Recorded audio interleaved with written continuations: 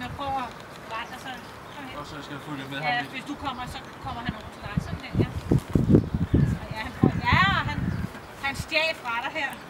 Og det er bare helt i orden. Ja.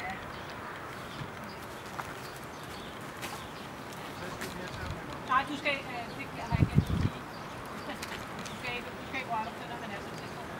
Han fokuserer meget på dit kødstykke og fokuserer på sig ikke, når han har taget dig i hånden. Så derfor, du skal kun røre ved kød med den anden hånd, når han er langt væk, har jeg sagt. Sæt det på plads, hvis jeg sige, men en vigtig sikkerhedsdetalje. Ja, fordi han, også bare den her bevægelse, at du kigger ned og tager, det er nok til, at han ved nu, om 2 sekunder, og så det har han ikke tid til at vente, så går han lige ned til.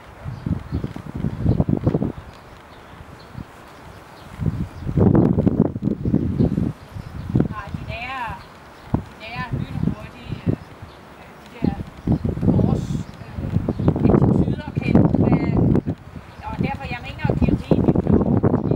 Hej!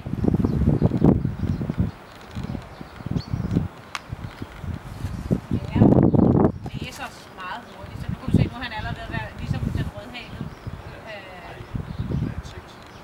Så den er allerede været lidt mere tryg ved dig nu her. Og ham her er jeg som sagt endnu mere tryg ved end den rødhalede, fordi ham her han er lidt generet.